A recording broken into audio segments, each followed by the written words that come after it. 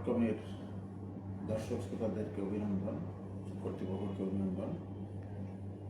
আমাদের বাংলাদেশ মাদ্রাসা শিক্ষা বোর্ডের চলমান স্বতন্ত্র একটি মাদ্রাসা বিষয়ক বিভিন্ন বিষয় সম্পর্কে জানার জন্য আগ্রহ ব্যক্ত করেছেন। আপনাদের মাধ্যমে দেশবাসী জানতে পারবে, এটি একটি সুযোগ। এই জন্য আপনাদেরকে মোবারকবাদ জানাই। স্বতন্ত্র একটি মাদ্রাসা বাংলাদেশে তিন ধরনের আছে।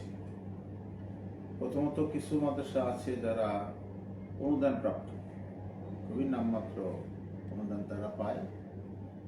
এটি একটি সংখ্যা শ্রেণী, তার সংখ্যা আছে আমাদের তালিকায় 1519টি সারা দেশে।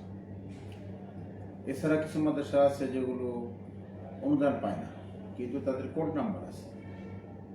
আবার কিছু প্রতিষ্ঠান আছে যেগুলো অনুদানও পায় না, কোড নাম্বারও নেই। বর্তমান সরকার, ইন্টিম গভর্নমেন্ট, তারা সিদ্ধান্ত নিয়েছে যে যেগুলো অনুদান প্রাপ্ত মাদ্রাসা সেগুলোকে প্রথমে এমপিভুক্ত হবে এবং পর্যায়ক্রমে সরকারের দিকে যাবে।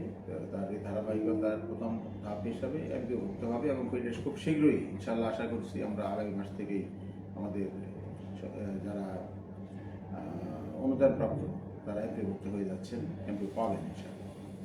এই জন্য সরকার একটা বাজেট দিয়েছেন। এরপরে পরবর্তী ধাপে পরবর্তীরা আসবে। এখন শুধুমাত্র 1519টি যে তালিকাভুক্ত তারাই এখন আবেদন করছে। তাদের আবেদন নেওয়া হচ্ছে এমপিওর জন্য এবং তাদের কাগজপত্র যাবতীয় তথ্য প্রমাণ সেগুলো যাচাই বাছাই চলছে এর মাধ্যমে।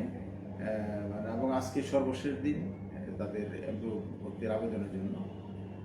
এমপিও ভর্তির জন্য আবেদন করার আগে আমাদের মাদ্রাসা বোর্ডে ওই সমস্ত মাদ্রাসার পক্ষ থেকে তাদের স্বীকৃতি নবায়নের জন্য আবেদন করছে এবং আমরা সেটাও দিনরাত কাজ করছি। এবং কি ছুটির দিন শুক্র শনি ছুটি বাতিল করে আমাদের বোর্ডের কর্মকর্তা কর্মচারীগণ এবং অন্যান্য দিন অফিস টাইমের পরে রাত 8টা পর্যন্ত কাজ অব্যাহত রেখেছেন।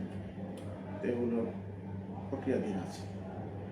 আশা করি শীঘ্রই এটা পর্যায়ে যাবে, অর্থাৎ এমপিভুক্ত হবে। বাকি পরবর্তী ধাপে আমরা যাদের নাই যারা কোনো কোড নাম্বার আছে কিন্তু তারা অনুদান পায় না, তারা আসবে এবং যাদের কোড নাম্বার নাই তাদেরও আমরা কোড নাম্বার দিচ্ছি। এমনকি নতুন করে এই মাদ্রাসা স্থাপনের জন্য সুযোগ আছে।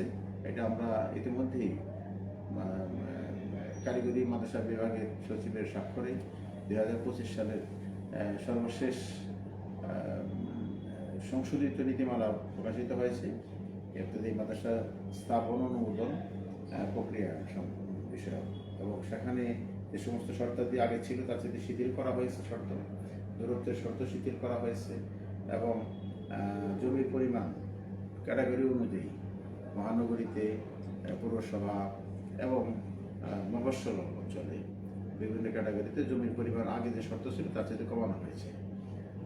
এগুলো সম্পর্কিত আবেদন যদি কেউ করতে চায়, নতুন মাদ্রাসা স্থাপন করতে চায়, আমরা আমাদের মাদ্রাসা বোর্ডের ওয়েবসাইটে আবেদনের ফর্ম আপলোড করে দিয়েছি। সেটি ডাউনলোড করে সেই রিকুইজিট ফর্মটি যদি ফিল আপ করে এবং তার সাথে যে সমস্ত ডকুমেন্ট দেওয়ার কথা আছে, জমির দলিল, সর্বশেষ আপডেট খাজনা খারিজ সহ যা যা দেওয়ার প্রয়োজন সেগুলো যদি ওই প্রকর্মা অনুযায়ী ফিল আপ করে জমা দেয়, নির্দিষ্ট ফি দিয়ে জমা দেওয়ার পরে আমরা তাদেরকে অন্তর্ভুক্ত করবো এবং কোড নাম্বার দেব।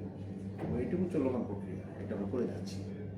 আশা করি এই মাদ্রাসাগুলোর যে দীর্ঘদিনের বঞ্চনা, সেই বঞ্চনা খুব শীঘ্রই দূর হবে এবং মাদ্রাসাগুলো যদি আমরা সচল করতে পারি, মানসম্পন্ন পাঠদান নিশ্চিত করতে পারি, তাহলে আলিয়া মাদ্রাসার ছাত্র যেটা থেকেই পরবর্তী দাখিল পর্যায়ে যাবে, দাখিল থেকে আলিয়া যাবে, অর্থাৎ মাদ্রাসার ছাত্র সংখ্যা বৃদ্ধি পাবে ইনশাআল্লাহ এবং এই মাদ্রাসা শিক্ষার ক্ষেত্রে একটি গুণগত পজিটিভ পরিবর্তন হবে, আমরা এ ব্যাপারে আশাবাদী। বিশেষ করে বৈষম্য বিরোধী আন্দোলন থেকে পরবর্তীতে গত বছর 24 সালের জুলাই বিপ্লব, যেটি বৈষম্যের বিরুদ্ধে আন্দোলন ছিল, সেই বৈষম্যের অন্যতম প্রধান শিকার ছিল মাদ্রাসা শিক্ষা ব্যবস্থা, যার মধ্যে একটি ছিল যে মাদ্রাসা শিক্ষার জন্য সাপ্লাই লাইন মাদ্রাসা, সেই মাদ্রাসাগুলো বিগত ফ্যাসিস্ট সরকার বন্ধ করে দিয়েছিল এবং তাদের জন্য কোনো ধরনের বরাদ্দ দেয়নি, যে কারণে আমরা সেই ধারা থেকে বেরিয়ে এসে বিপ্লবোত্তর পরিস্থিতিতে এখন আমরা মাদ্রাসা শিক্ষার উন্নয়নের জন্য নিরলসভাবে কাজ করে যাচ্ছি।